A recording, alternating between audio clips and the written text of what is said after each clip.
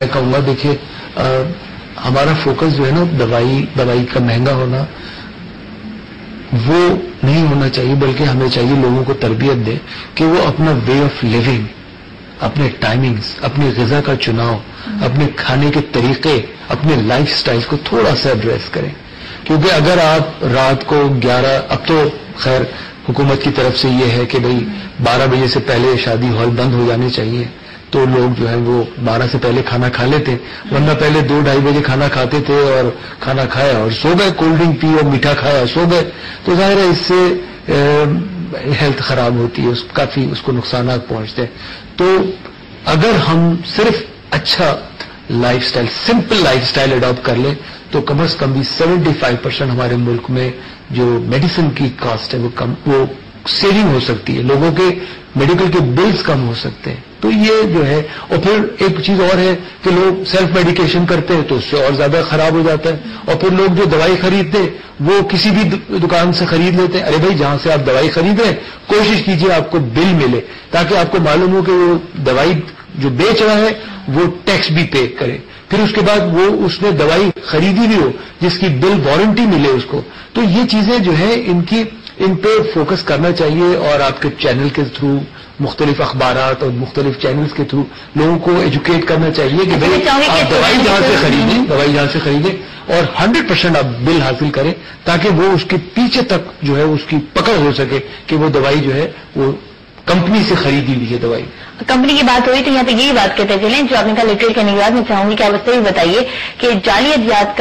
کی جو کچھ کیسز آ جاتے ہیں سامنے، تو کچھ ظاہر سی بات ہے چھوٹی کچھ سستی دوا کے چکر میں لوگ چھوٹے میڈیکل اسٹور پہ چل جاتے ہیں،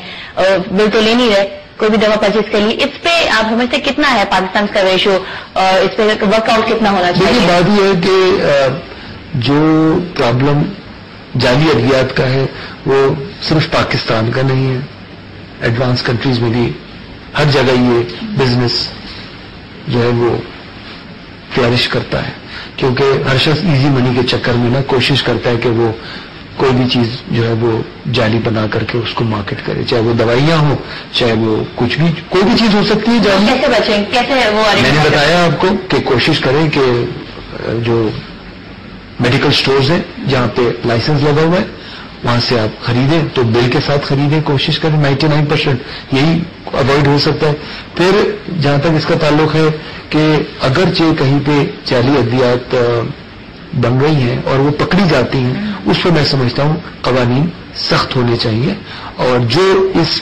کاروبار میں انوالو ہیں ان کو قرار واقعی سزا ملنی چاہیے. میں سمجھتا ہوں اس کے بغیر نہیں ہو سکتا، اور وہ سزا جو کہ اسلام میں ہے، جو ہمارے قرآن پاک میں دی گئی ہے کہ اگرچہ کوئی ایسا کام کر رہا ہے تو اس کو سزا سخت ملنی چاہیے تاکہ عبرت بنے. یہ تھوڑی کہ کوئی جعلی دوائی بنا رہا ہے اور اس کو پکڑا گیا، اس نے جو ہے وہ ضمانت پہ رہا ہو گیا اور ختم، ساری زندگی وہ پھر گئے ضمانت پہ، اور وہ آزاد ہے بالکل، اس کو کوئی ڈر ہی نہیں، کوئی خوف ہی نہیں ہے. تو یہ بہت ضروری ہے. کچھ ڈسپلن کی اس سوال سے بات کریں گے جو آپ کے آفس میں ہیں، آپ کے اپنے آرگنائزیشن میں امپلائیز کو کیسا انوائرمنٹ دیا ہوا ہے. ایک بریک لیتے ہیں، بریک کے بعد کنٹینیو کریں گے اپنے ڈسکشن کو اور جانیں گے کہ ایفورس کیمیکلز میں امپلائی کو کیسا انوائرمنٹ ملا ہے. ہمارے ساتھ رہیے گا.